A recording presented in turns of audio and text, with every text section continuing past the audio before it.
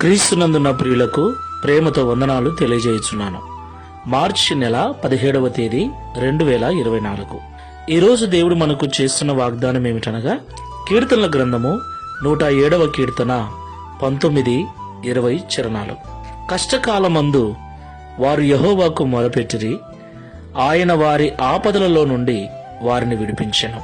ఆయన తన వాక్కును పంపి వారిని బాగు చేసెను. ఆయన వారు పడిన గుంటలో నుండి వారిని విడిపించెను. ఆమేన్.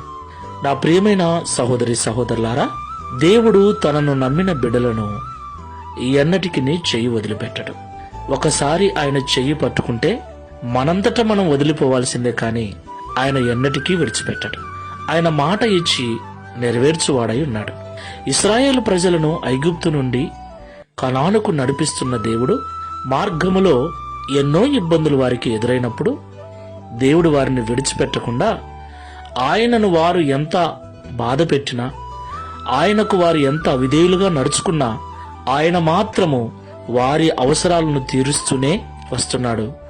వారికి ఎదురైన ప్రతి ఆపద నుండి ఆయన రక్షిస్తూనే వచ్చాడు. దేవునికి మహిమ కలుగును గాక.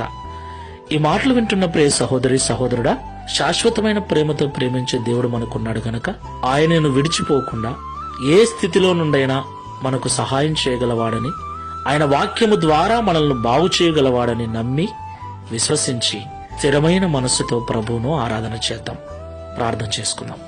కృపా కనికరములు గల తండ్రి, పరిశుద్ధమైన ప్రభువా, మీకు స్తోత్రాలు. మీరు ఇమ్మానుయేలు దేవుడివై ఉన్నందుకు వందనాలు నాయనా.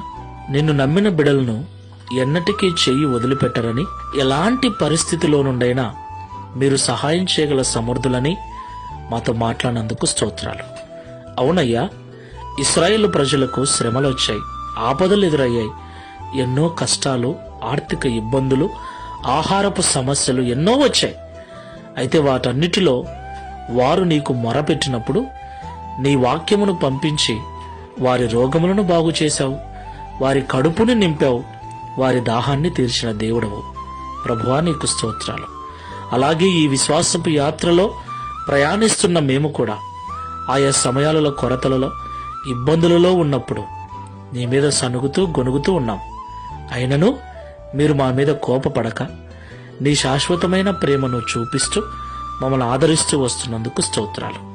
అయ్యా, ఈ ప్రార్థనలో ఏకీభవిస్తున్న వారిలో ఎవరైనా ఆపదలలో చిక్కుబడి ఉంటే, ఇబ్బందులు పడుతూ ఉంటే, పాప సంబంధమైన గుంటలలో చిక్కుబడి ఉంటే మీరే వారిని చేయి పట్టి విడిపించండి. చేయి పట్టి లేవనెత్తండి. స్థిరమైన బండ మీద వారిని స్థిరపరచండి. తండ్రి, నీకు స్తోత్రాలు. పరమ సీయోను చేరేంత వరకు నీకు దూరము కాకుండా నీలో స్థిరపరచుమని యేసు నామములో ప్రార్థించి వేడుకుంటున్నాము తండ్రి. Amen. Praise the Lord. God bless you.